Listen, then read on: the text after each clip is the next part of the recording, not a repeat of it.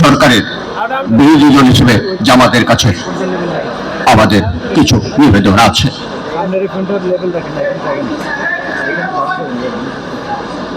সংবাদ মাধ্যম হচ্ছে গণতন্ত্রের চোখ।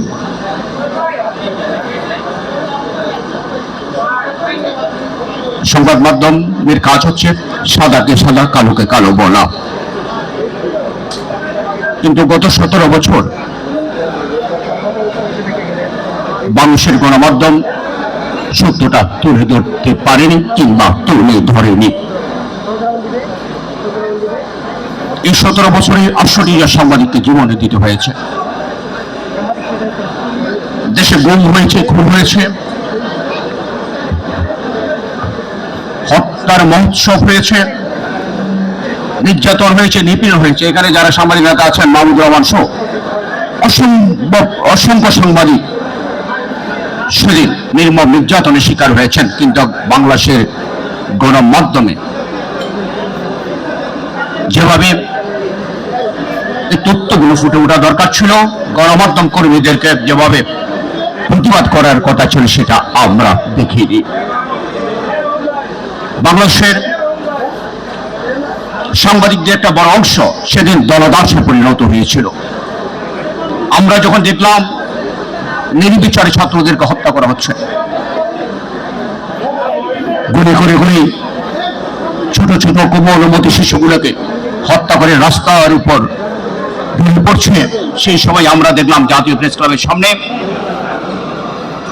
একদল সাংবাদিক, তারা এদেরকে রাজাকারের বাদশা বলে, সন্ত্রাসী বলে, এদের বিরুদ্ধে ব্যবস্থা নেওয়ার জন্য সেদিন সমাবেশ করেছে।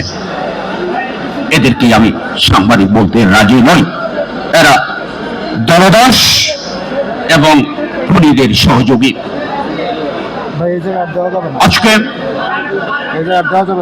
যার পরিণতিতে বাংলাদেশের ইতিহাসে, দুনিয়ার ইতিহাসে নজিবহীন ঘটনা, একটা ফ্যাসিস্ট সরকারের পলায়নের পাশাপাশি সাংবাদিকদের একটা অংশকে নিজ থেকে পালাতে হয়েছে। এটা আমাদের জন্য লজ্জার, কষ্টের এবং অপমানের। আজকে বাংলাদেশের জনগণের ভোটে গণতান্ত্রিক সরকার এসেছে, বিরোধী দল হিসেবে জামাতও আছে। আমরা আশা করব গণমাধ্যমের স্বাধীনতা, সাংবাদিকদের স্বাধীনতার জন্য এই সরকার কাজ করে যাবেন। অতীতের ফ্যাসিস্ট সরকারের মতো সাগর রুনি কিংবা অন্য আসনীয় সাংবাদিক জীবন দিতে হয়েছে, সেইভাবে সাংবাদিকদের জীবনে দিতে হবে না। সাংবাদিকরা সত্যটা লিখতে পারবেন, এটাই আমরা এই সরকারের কাছে প্রত্যাশা করি।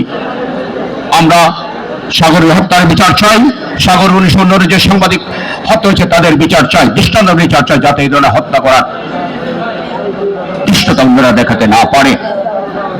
আমরা নবম ওয়াজ বোর্ডের কথা বলে আসছি, নবম ওয়াজ বোর্ড বাস্তবায়ন করবে এই সরকার, সেটা আমরা বিশ্বাস করি, এবং 10ম ওয়াজ বোর্ডও কার্যকর করবে, এটা আমরা চাই, বাস্তবায়ন করবে, এটা আমরা চাই। আমরা আশা করছি নতুন এই সময়ে বাংলাদেশের সাংবাদিকরা মন খুলে বলতে পারবেন, হাত খুলে লিখতে পারবেন, সে প্রত্যাশা রেখে শেষ করছি। আপনাদের সবাইকে অভিনন্দন, ধন্যবাদ।